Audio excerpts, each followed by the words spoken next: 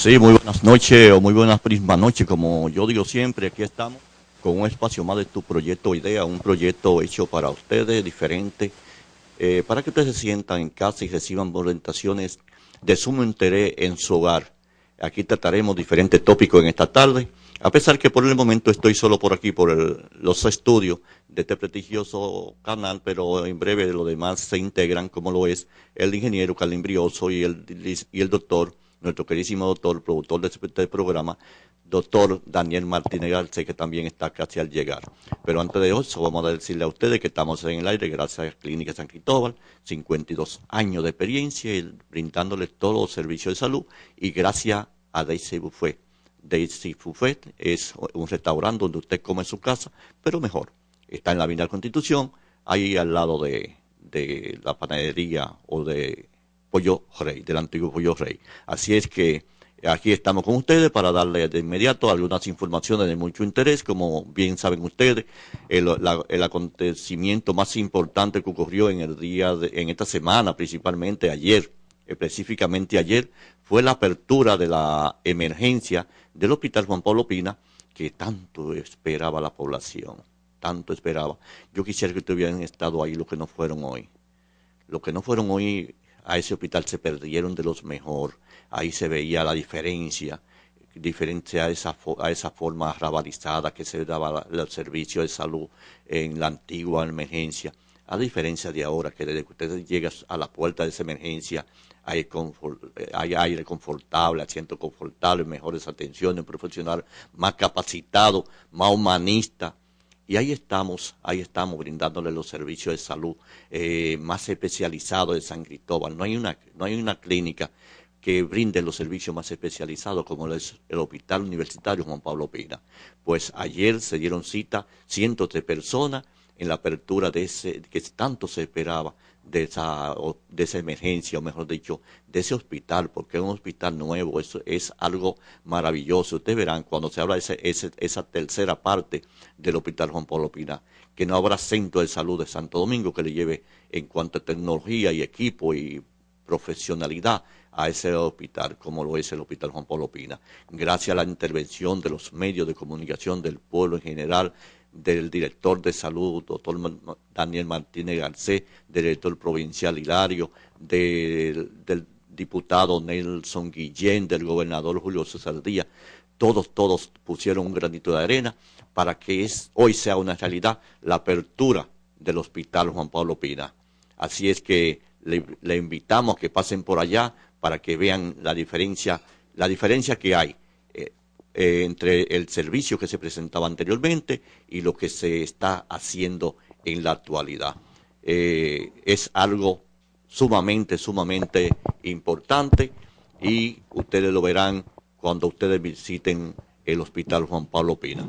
Pues esa fue una de las mayores informaciones que tenemos, así también como fue acaba de pasar una reunión que tuvimos con el equipo de información oficial de la presidencia. Eso va a ser algo sorprendente, maravilloso, donde la población, el país, el mundo va a estar conectado por las redes electrónicas de lo que es el gobierno, y a través de ahí ustedes se darán cuenta de lo que está ocurriendo en todo el país. Buenas tardes, ingeniero Carlin Brioso. Muy buenas tardes, amigo televidente. Mañana es un día muy especial en la República Dominicana. Primero darle la bienvenida y darle las gracias a los amigos oyentes. Ya le di la gracia a sí, Carlin. Yo sé que tú vienes un poquito rapidito porque no estamos pasando de programa.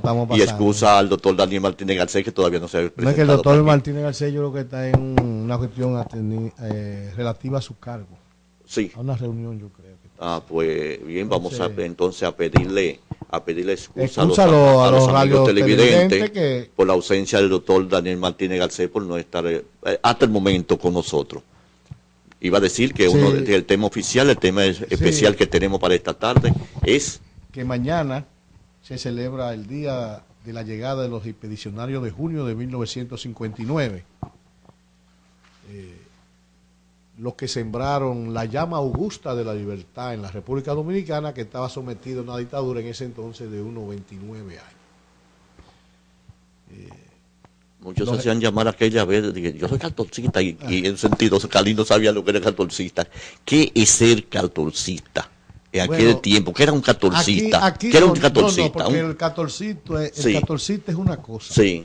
Y los expedicionarios de junio. Pero ¿qué era un cartorcista? Porque el cartorcista, no, yo te digo por ejemplo, porque el cartorcista era porque era el 14 de junio. Entonces, dime qué es cartorcista y después nos vamos a los expedicionarios del 14 de junio. Bueno, el 14 de junio fue una agrupación política que estaba integrada en sus orígenes por personas desafectas al régimen tiránico de Trujillo, que se nucleó con parte del remanente de la Juventud Patriótica de 1949 y parte de la juventud que había ingresado aquí a Santo Domingo y que con ideas nuevas desde Europa y de Estados Unidos, y que eran en su mayoría, la gran totalidad eran hijos de personas que le servían a Trujillo casi todo. Los muchachos eran personas que estaban muy ligadas al trujillismo, los padres.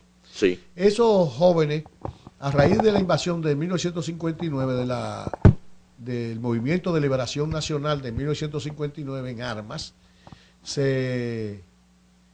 después de las devastaciones que ocurrieron con los expedicionarios, ellos crearon un movimiento revolucionario que se llamó Movimiento Revolucionario 14 de Junio, que recogía un grupo de personas desafectas al régimen disperso en toda la geografía nacional, incluso con prominentes personas del ámbito de San Cristóbal también, porque ese movimiento tuvieron Mario Rivitini, sí. Tuvieron un grupo Sertorio Pérez, Héctor Pérez Urbáez, Toñito Uribe Silva, Toñín, un hermano de Adriano Uribe Silva, era de ese grupo. El Chino Rivas, y había un sinnúmero de gente que simpatizaban, Fabio José Martich y Fabio Anel Martich. Aquí para esa época habían también muchos médicos que laboraban en el Hospital Juan Pablo Pina, que era uno de los principales centros de salud del país, y vinieron muchas personas con ideas progresistas que fueron creando la base de esa resistencia contra la tiranía de Trujillo. El catorcista, entonces, es un complot que fue develado, que adoptaron el nombre de Movimiento Revolucionario 14 de Junio en una finca de Mao. Pero un 14 de junio. Un 14 de junio fue que llegaron, lo que se produce la invasión del Movimiento de Liberación Dominicana. Y ellos eligen ese día como la fecha con que recuerdan la gesta patriótica de los expedicionarios de junio como 14 de junio, porque fue el 14 de junio que ellos vinieron. Entonces, ¿a cuáles tú le llamas patriótico del 49? Había un movimiento que se llamaba Juventud Patriótica de 1949, que ya para ese entonces Manolo Tavares pertenecía y Teresa Mirabal y Minerva Mirabal ya pertenecían a ese grupo en el 1949, que tenía a Islander Celi, a Delgado Malagón, a Félix Elvio Ducudrey, Alfredo Manzano, un sinnúmero de ciudadanos que pertenecieron en esa época. De esa época al 59, lo que hay son 10 años. Y ahí es que se reagrupa el movimiento, que tenía una fuerte inspiración revolucionaria de liberación, porque recogió el programa de reivindicaciones que tenía el Movimiento de Liberación Dominicana, que fue lo que orquestaron y dirigieron el movimiento armado contra Trujillo en 1959. Ellos recogieron esas aspiraciones y la plasmaron en esa agrupación patriótica y revolucionaria y política llamada 14 de julio. ¿Pero a quiénes se le atribuye el éxito? O, sí, vamos a decir así, ¿a los expedicionarios del 49 o a los del 59? No, porque la expedición del 49, que fue también en junio, precisamente por el 18 de junio de 1949, fue una expedición que es la que llamamos como de Cayo Confite. Fue, ¿cómo dice? Desarticulada, no tuvo esa repercusión que tuvo la del 14 de junio, porque la del 14 de junio fueron cerca de 200 y pico de combatientes que vinieron fuertemente armados a través de 3 frentes: el frente de Constanza, el de Maimón y el de Estero Hondo. 3 columnas de guerrilleros de un ejército semi-regular que cometieron el error de enfrentar a un ejército regular en las mismas condiciones, sí, en vez de enfrentarlo como la guerra de guerrilla. Eso fue uno de los grandes errores. Uno era comandado por Horacio Rodríguez, el otro era comandado por Jiménez Moya, que era el comandante en jefe, y el otro era comandado por Felipe Maduro, un médico que residió muchos años en San Cristóbal, ejerciendo a partir de la inauguración en 1946 del Hospital Juan Pablo Pina, y que fue una de las personas vinculadas al movimiento que tuvo una de las participación de principalía. Entonces tú dices que el principal gestor, el principal organizador fue...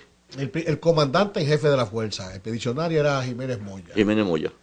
El comandante Jiménez Moya. Eran personas ya que tenían una cierta experiencia militar porque habían peleado en la guerra de guerrilla de Cuba al lado de Fidel Castro. Entonces, fuera de aquí, ¿qué contacto tenían entonces ellos fuera de aquí para brindarle apoyo? Bueno, tú sabes que es una gran pregunta, porque real y efectivamente en esa época el Movimiento de Liberación Dominicana nada más tenía contacto con las fuerzas dominicanas a través de los pronunciamientos que se hacían a través de emisoras en Puerto Rico, Venezuela, México, Cuba, Panamá, que eran los países donde ya se habían eliminado las dictaduras y ellos tenían ese espacio.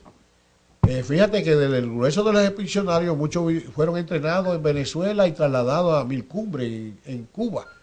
Otros habían sido soldados en la guerra de que llevó en Corea a Estados Unidos y habían engrosado las filas revolucionarias y se habían ido a Cuba a combatir y al mismo tiempo a formar parte del ejército expedicionario que venía para la República Dominicana, que venía con un programa mínimo de liberación que recogía entre unas cosas, entre muchas de las conquistas principales que enarbolaba la independencia plena y total de la República Dominicana. Ese era el principal. Sí.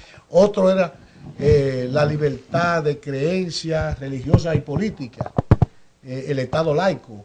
Otra era un respeto y una salvaguarda fundamental a los recursos mineros de la República Dominicana, que era una de las... Y un amplio programa de libertad y de democracia plena. Esa era la palabra que se usaba, democracia plena. Desgraciadamente, ese programa fue el que rescató el movimiento revolucionario 14 de junio para presentárselo al pueblo como algo que quedó inconcluso y que ellos estaban en el deber ineludible de continuar la lucha que emprendieron los expedicionarios de junio. Desgraciadamente, las fuerzas políticas que se movieron entonces a través de la oligarquía, que era muy fuerte en la República Dominicana y de los Estados Unidos de Norteamérica, impidieron el desarrollo de esas fuerzas progresistas hasta el extremo que hoy en día, del 14 de junio, salieron casi la mayoría de los grupos de izquierda de hoy en el país, muy fragmentada y atomizada, porque cayó en una lucha estéril ideológica que era un reflejo de la lucha de clase, porque ingresó los criterios marxistas dentro del partido que llevaron prácticamente a la disolución. Ahora bien, de todos los gobiernos que hemos tenido, sí, el único que se lleva la palma en el aspecto de haber continuado la lucha de los movimientos de liberación dominicana fue el gobierno del PRD que presidió el profesor Juan Bosch en 1963, que duró 7 meses. Era un gobierno que tenía una constitución de acuerdo a los lineamientos generales que se habían establecido en ese programa de gobierno, sí, que traían los expedicionarios de junio. Yo te quería hacer una pregunta. Ningún otro gobierno, a excepción del gobierno actual del presidente Danilo, que está dando algunas señales de continuar con esa política del profesor Bosch de 1963. Sí, pero antes de tú decir todas esas cosas, yo te quería hacer una pregunta antes que tú fueras a caer ahí. ¿Hubo traición de parte de los mismos militantes del movimiento o hubo poco apoyo? en los sectores de más fuerza. ¿A los expedicionarios de junio o a no, los expedicionarios de junio? Lo que pasó era que tú sabes que la República Dominicana cayó en el nacimiento y desarrollo de la Guerra Fría, pero cayó en el desarrollo y crecimiento de la Guerra Fría con una dictadura que había aquí implantada. Entonces, eso trajo como consecuencia que el enfrentamiento ideológico entre Occidente y entre Rusia y los Estados Unidos, que ya tenían una bomba atómica, habíamos llegado a una era donde había una bipolaridad nuclear, donde cada quien se miraba como los gallos cuando se están estudiando. Tú me tiras, no te tiro, yo no, que están miedosos de tirarse cada uno. Entonces eso trajo como consecuencia un desarrollo de las ideas políticas y sociales en el mundo, y eso fue muy importante para la República Dominicana porque eso le abrió la puerta a mucha gente al conocimiento y a conocer nuevos conceptos sobre la democracia y la libertad, porque imagínate, 20 y pico de años, una gente que no podía mencionar la palabra libertad, nada más en el himno, cuando decía libertad, libertad, cuando se leía entero con la segunda parte, porque la primera parte no se podía hablar de eso. Sí. Entonces, ¿cuál fue la reacción de la dictadura de Trujillo ante eso? ¿Y qué ocurrió con su principal Lo que pasa dirigente? es que había un temor generalizado en la población campesina dominicana. Como te dije, ellos no hicieron una labor social.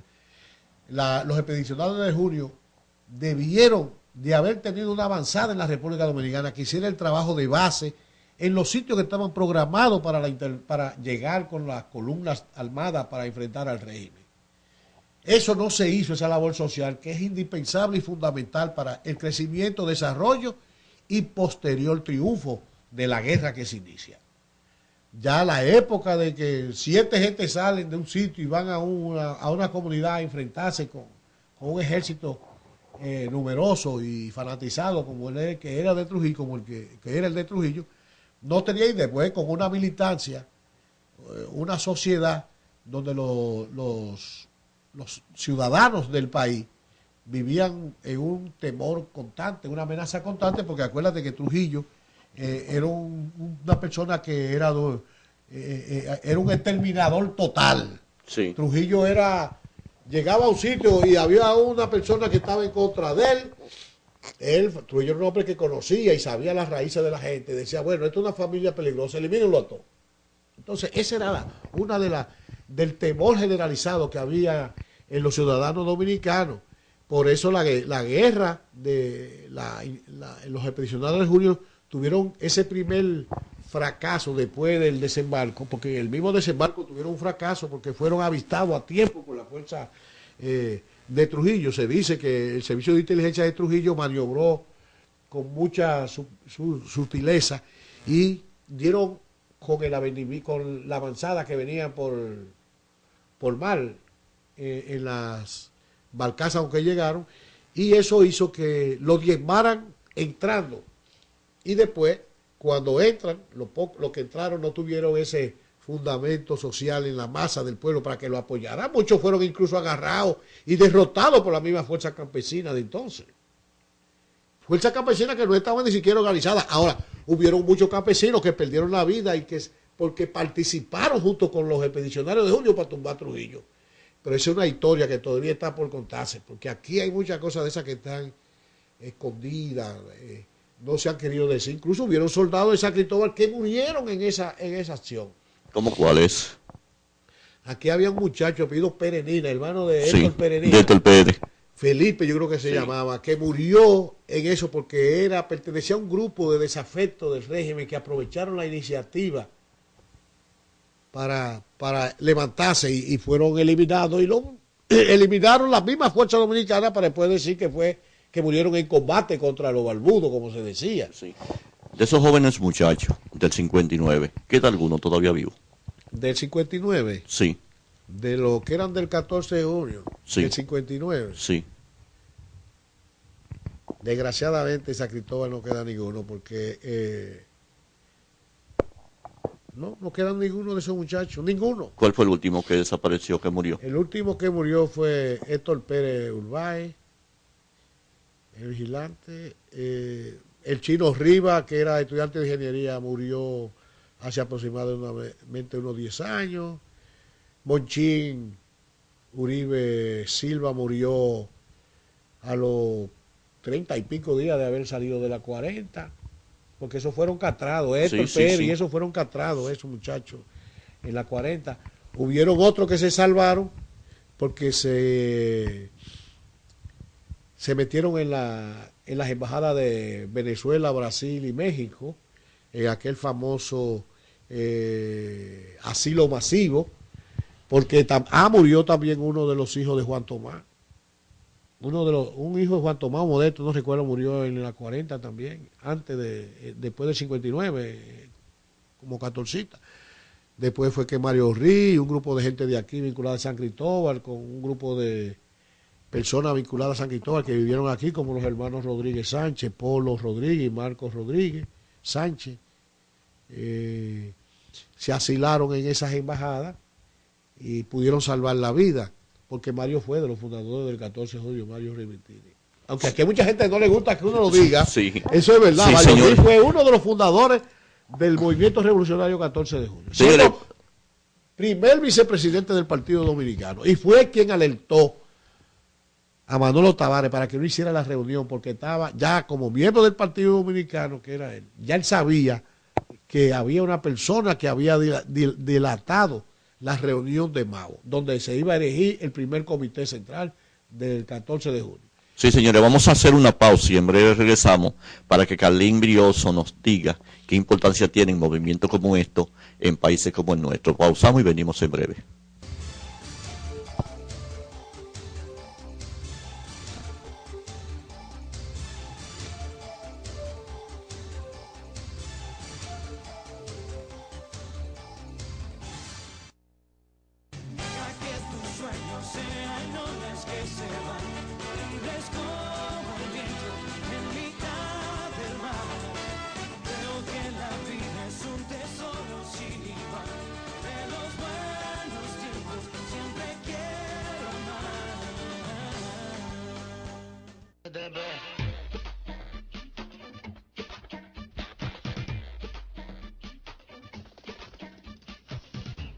Atención, la señal digital de Cable San Cristóbal ya es una realidad. 213 canales para ti.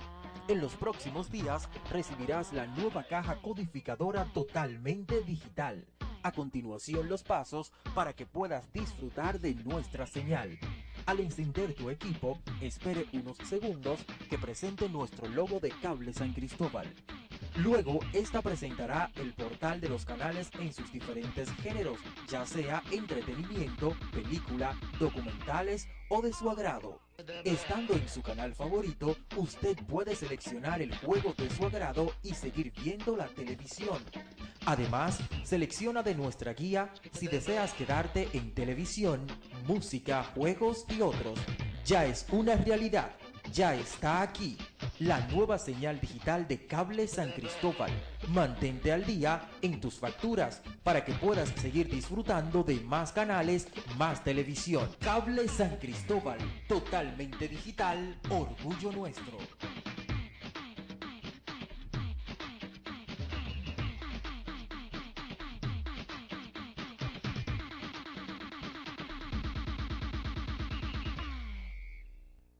Las mejores producciones cinematográficas están aquí. Drama, suspenso, emoción. Tus actores favoritos lo puedes ver y disfrutar en tu canal 8. La comodidad en tu hogar, orgullo nuestro.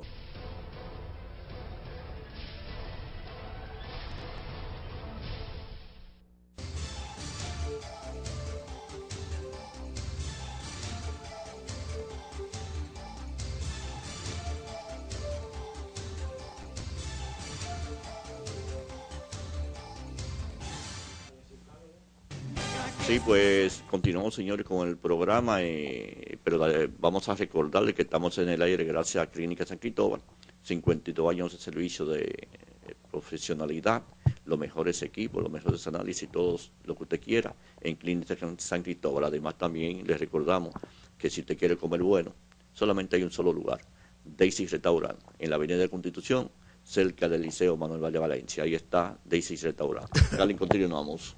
Te preguntaba, ¿tiene importancia movimientos como esto en países como el nuestro? Claro, la llegada de los expedicionarios de junio puso a mucha gente a pensar sobre la realidad dominicana. Mucha gente pensaba que Trujillo era un enviado de Dios.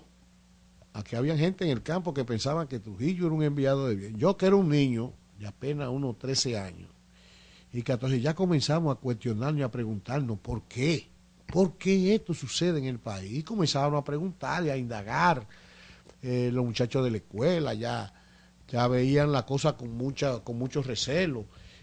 Yo recuerdo que llegó un amigo de nosotros que había ido a Estados Unidos antes de la llegada de los expedicionarios y regresó en el año de 1960.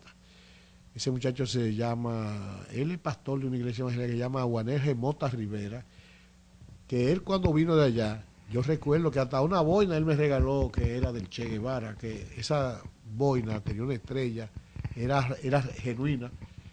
Yo creo que la tiene todavía María Antonieta Bello de Guerrero, que era gobernadora, porque era también de los grupitos de los muchachos de la época, María Antonieta. Entonces, ese muchacho cuando vino, ya vino con las ideas claras de lo que era la libertad, de lo que era la democracia, y a nosotros, a mí particularmente, nos dio lo que se decía un lavado de cerebro. Nos habló de esas cosas y yo con temor le preguntaba a mi mamá, que mi mamá sí era una mujer con mucho concepto de la vida. Y básicamente yo le recreé a mi mamá cuando la invasión del 14 de junio, la llegada del especial, yo la vi a ella una vez llorando. Yo le pregunté, mamá, ¿y por qué? ¿Qué te pasa? No, después yo te digo. Y después a mucha insistencia ella me dijo. Ella vio ahí a dos primos de ella que lo mataron. Que vinieron en la invasión, tuvieron que venir con nombres, eran de San Cristóbal y tuvieron que venir con nombres falsos. Sí. Eran dos jóvenes de San Cristóbal que eran médicos los dos, que habían radicado por San Pedro de Macorís y tuvieron que venir con nombres falsos aquí para no hacerle daño a sus familiares, por lo que yo te dije de que Trujillo aplicaba el chapeo bajito. Pero así, eso fue abriendo y minando la conciencia de los ciudadanos hasta el extremo de que ya para 1961, al principio de 61, ya la cosa era prácticamente, en San Cristóbal había un servicio de inteligencia más feroz y más fuerte que en toda la parte del país. Se calcula que para esa época aquí a San Cristóbal venían cerca de 16 Volkswagen, de esos cepillos, lo que dicen cepillos, de Caliese. Sí. Imagínense una ciudad que apenas tenía 18 o 20 calles, que tuviera 16 vehículos o 14 vehículos de esos de los llamados cepillitos, merodeando toda la casa, atemorizando a la gente. ¿A qué se debía esto? Esto se debía a que en el asilamiento que hubo en las embajadas, más los muchachos que habían encontrado que pertenecían al 14 de junio y que habían sido torturados en la cárcel de la 40 y el 9, así como la de una serie de jóvenes que ya habían entrado a las universidades y ya venían con ciertos conocimientos sobre lo que estaba pasando en el país, ya había ya se respiraba en San Cristóbal muchos aires de desafecto a Trujillo.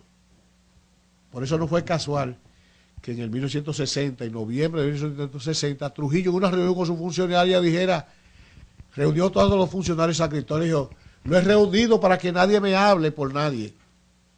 Yo nunca esperé que la juventud de San Cristóbal me fuera tan adversa como la que más del país.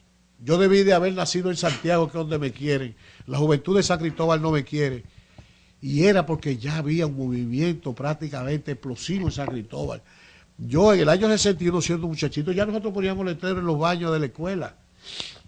Y en los baños de los sitios públicos donde poníamos letreros. Yo tenía había un grupito de nosotros, por cierto, donde estaba Federico Riz Sandoval, que acaba de morir su papá, al cual le envió, y a Carmen Susana mi más sentido pésame, porque yo me enteré a los 2 días que había muerto, don Foico, Federico Riz Medina, Foico, el papá de Federiquín y de Iliana Riz Sandoval, Carmen Susana Riz Sandoval.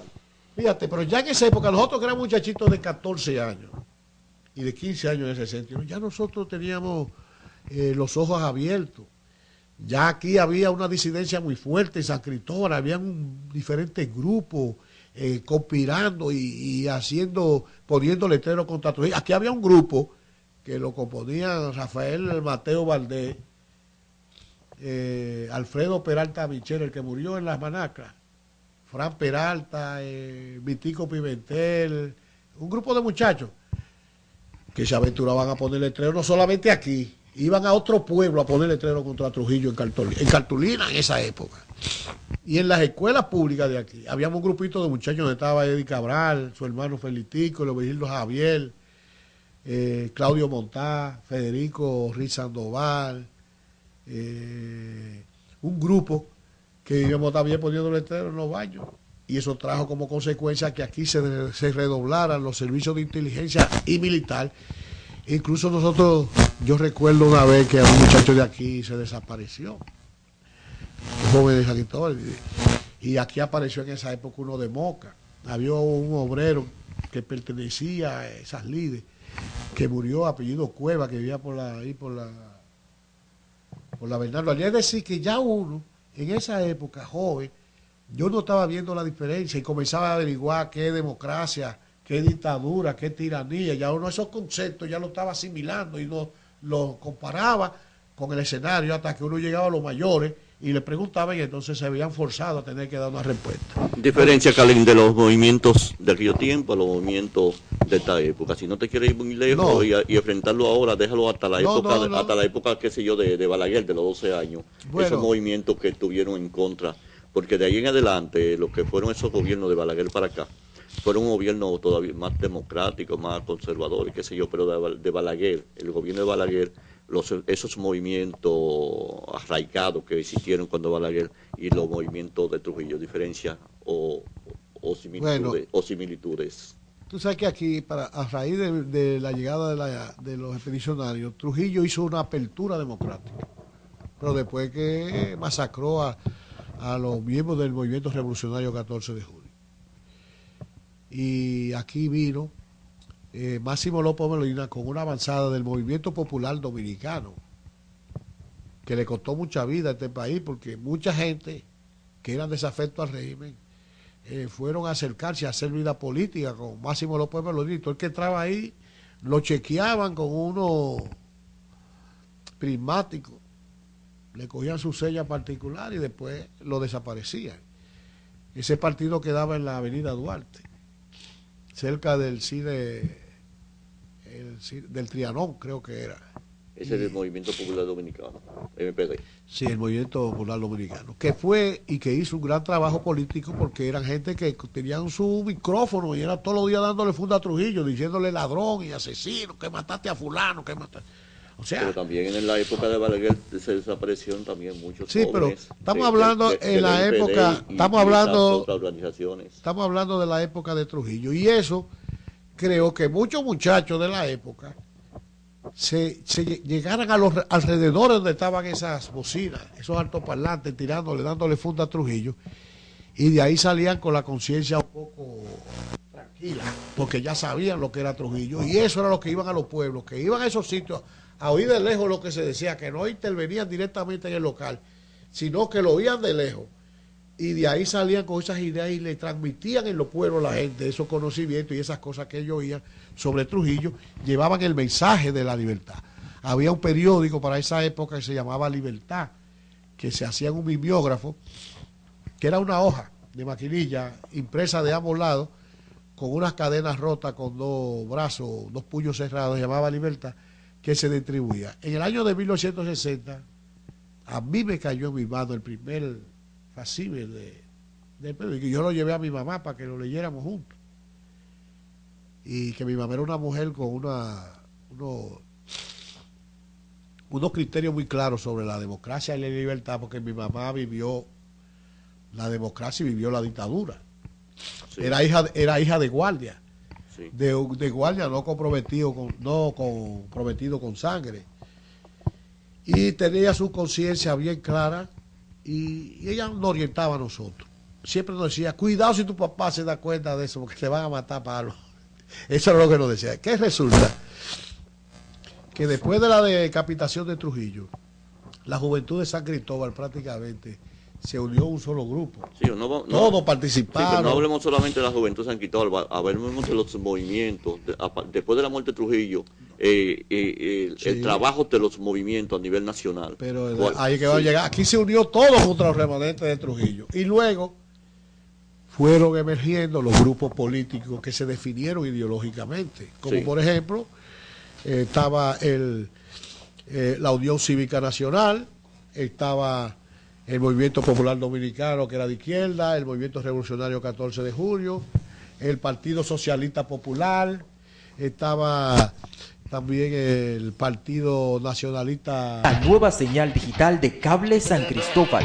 Mantente al día en tus facturas para que puedas seguir disfrutando de más canales, más televisión. Cable San Cristóbal, totalmente digital, orgullo nuestro.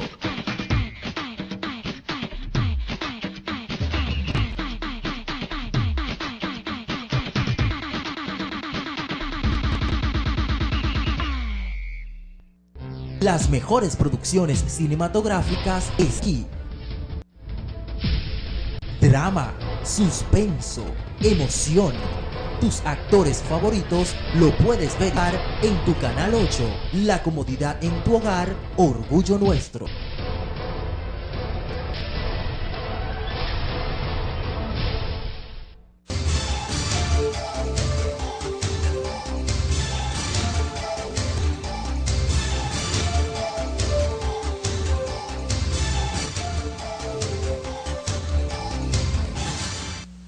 Señores, continuamos con el programa, sin antes recordarle que estamos en el aire gracias a Clínica San Cristóbal, 52 años de servicio, y gracias a Daisy Restaurant, donde usted come como en su casa, pero mejor.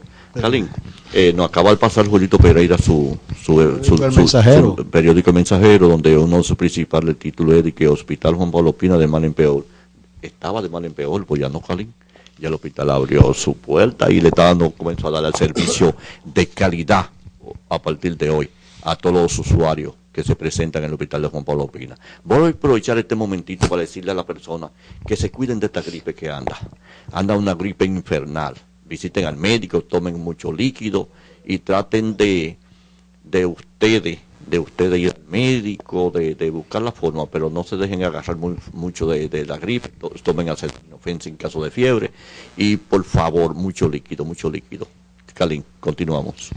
Sí, fíjate que la juventud de ahora no tiene esas preocupaciones, porque eso ha sido parte de la política que impusieron a partir de 1965 las fuerzas norteamericanas que vinieron aquí, de corrupción de la juventud, porque en la juventud es que está el cardo de los movimientos, donde está la cantera, y es el caldo de cultivo de las experiencias revolucionarias de los pueblos. Fíjate que las revoluciones no las hacen los ancianos, las hacen los jóvenes. Sí. Duarte era un soñador con apenas unos 30 y tantos años cuando se produce la independencia del país. Fidel Castro apenas tenía unos 30 o 29 años cuando asumió el poder en Cuba. Así es. Y así ha ido cada cosa en cada proceso. Chávez apenas cuando llega al poder lo que tiene son unos 40 y tantos años. O sea, los jóvenes son los que hacen los procesos revolucionarios. Así es. La política norteamericana después de 1965 fue precisamente corromper la simiente de esa juventud. Y lo ha logrado. Sí. Con la cultura, con la transcultura. Esa transculturación que hubo en Puerto Rico fue transmitida aquí. Sí, y se llevó después como experimento a México.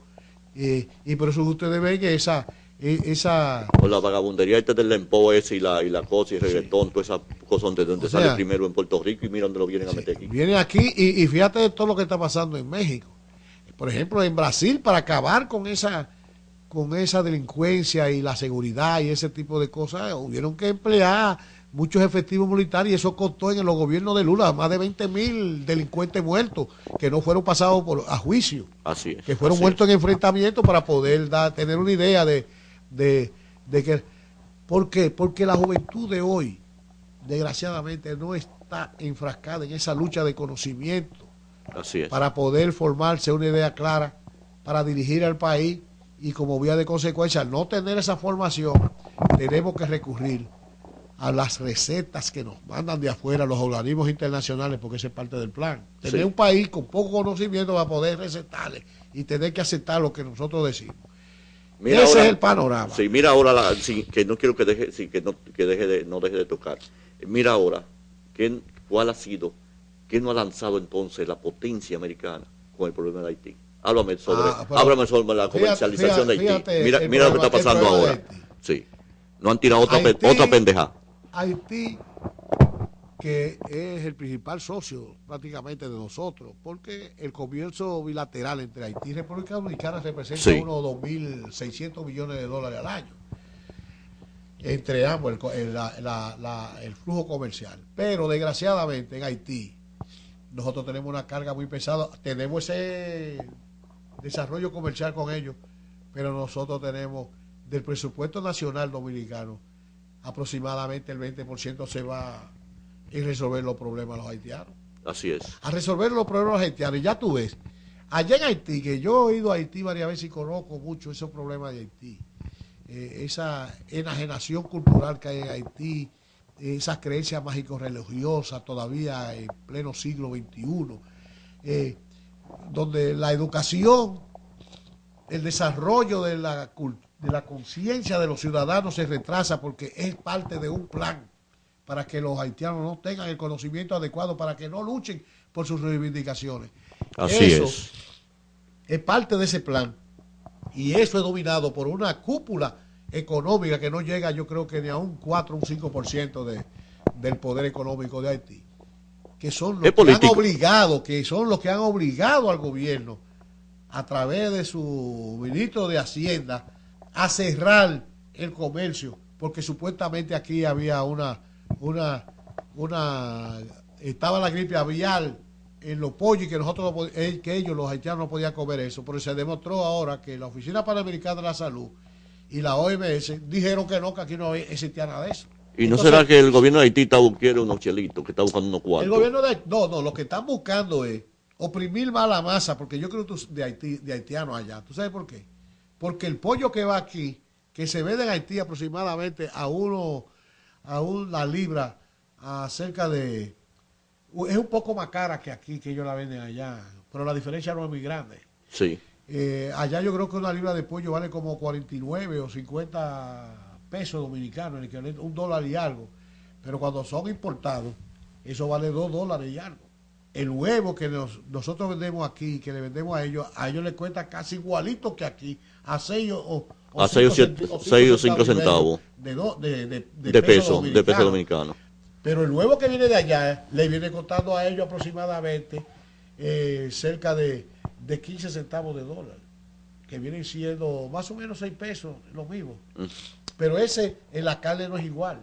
Entonces, ese es un negocio que lo tiene. No, porque el de allá viene congelado y el de aquí lo llevan en pata, en pie, y se lo llevan también congelado. Sí. Pero eso es para que tú veas cómo es el negocio. Entonces, nosotros tenemos que darle salud, porque aquí, de las parturientas que nacen en la zona fronteriza del país, el 60% es haitiano, que vienen a parir de Haití a la República Dominicana. No, pero en la maternidad de la Altagracia, cuando paren 5 mujeres, 4 son haitianas y una dominicana. Pero te estoy hablando solamente de la zona fronteriza, porque yo creo que tú sepas que en la zona fronteriza hay menos haitianos que por aquí.